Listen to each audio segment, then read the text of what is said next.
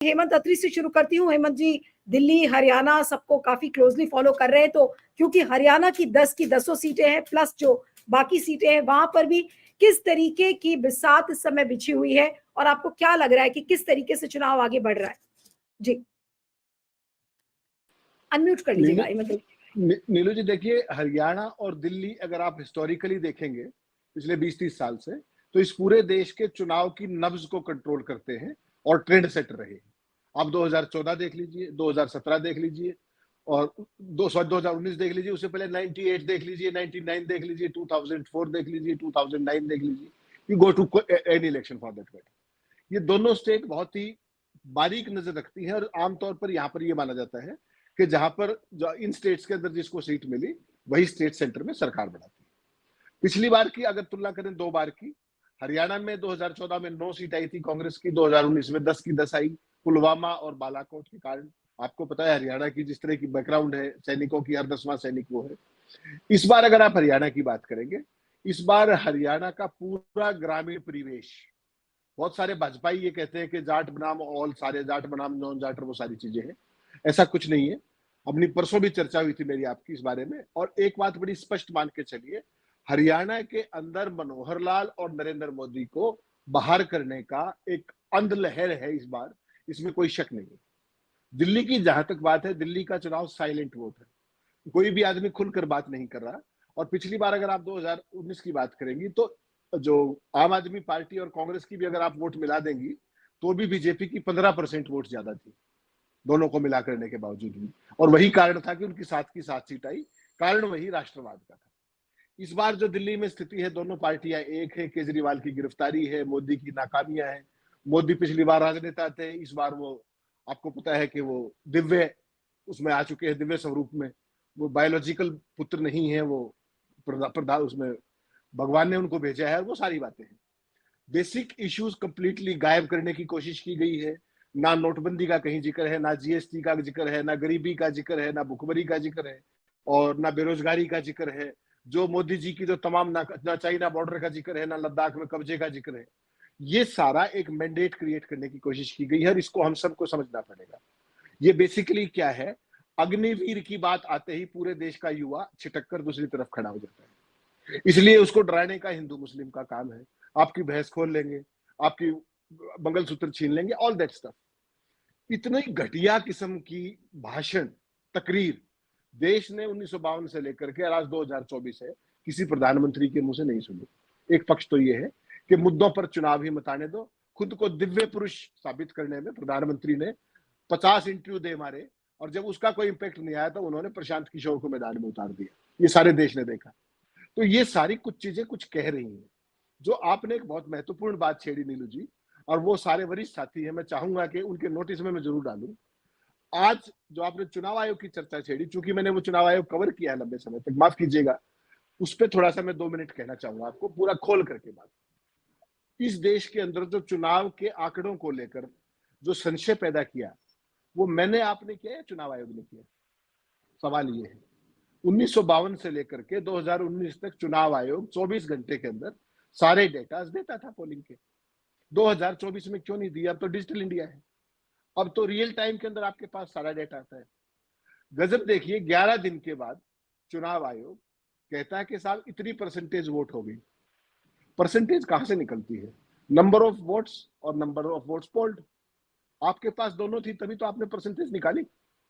उसके बावजूद आपने नंबर ऑफ वोट्स पोल्ड क्यों नहीं दिखा रहे? आप अब तक भी क्यों नहीं दिखा रहे? आप इस बात को समझ रही हैं?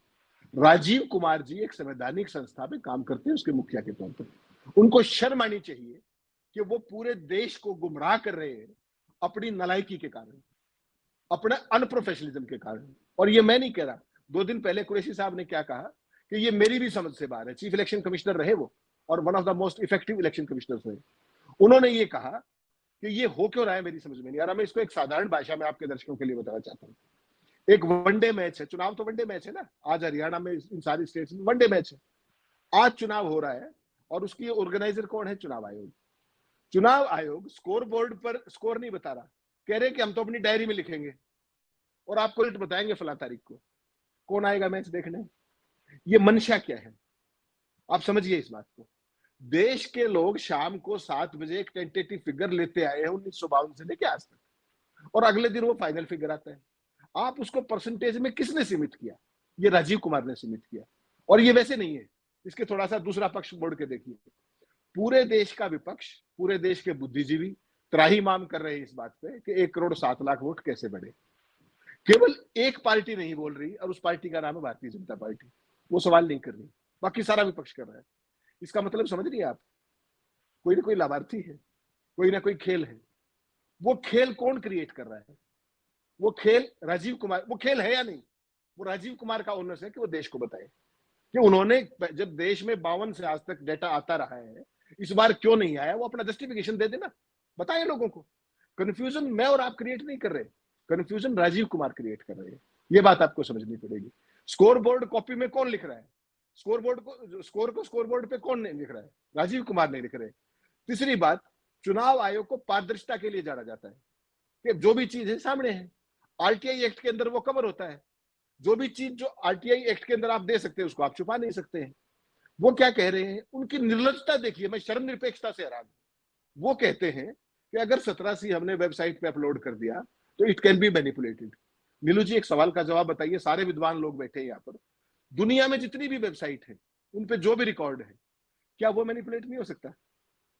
अगर ये बात है तो किसी भी वेबसाइट का कोई भी रिकॉर्ड मैनिपुलेट हो सकता है, तो फिर तो वेबसाइट बंद कर देनी चाहिए। तो ये किस तरह के कुतर्क हैं जो राजीव कुमार दे करके देश को गुमराह कर रहे हैं? उन्होंने इस लोकतंत्र का मजाक बनाकर रख दिया। और अंग्रेजी में एक शब्द है कस्ट, CUSSED। उसका मतलब है कि जाओ, जो तुम्हें जो करना है, जो मेरी मर्जी आएगी मैं करूंगा। राजीव कुमार आज यहां खड़े हुए हैं। सुप्रीम कोर्ट में जो उनके कल कुतर्क थे, जो चुनाव आयोग के कुतर्क थे, सबने देखा। चुनाव आयोग 25,000 करोड़ की वीवीपैट लगा सकता है, काउंटिंग नहीं करेगा, फिर वो वीवीपैट लगाई क्यों थी? अब आप क्या कह रहे हैं कि हम फॉर्म 17C लोड नहीं करेंगे, फिर फॉर्म 17C की जरूरत क्या है? फिर कहते हैं हम लीगली बाउंड नहीं। लीगली बाउंड नहीं है, 1992 में कानून देख लीजिए, आप बाउंड है या नहीं। आप रूल से बाउंड है, लीगली बाउंड हो चाहे ना हो, आपके इलेक्शन कमीशन के रूल से बाउंड है। तो चुनाव आयोग ने, खासतौर पर राजीव कुमार ने, जो एक रेफरी थे, वो एक प्लेयर बन के खड़े हो गए हैं, और उन्होंने इस पूरी चुनाव प्रक्रिया की भदपीट के रख दी है पूरे देश के सामने। और वो आरोप लगा रहे कि मैं एक दिन बताऊंगा।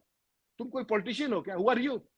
You are a constitutional functionary, you owe it to the nation. आप ये कहिए कि 2019 तक जो भी फॉर्म 17C और जो डेटा आया था वो इलीगल था, we were not legally mandated, क्या कह सकते हैं वो?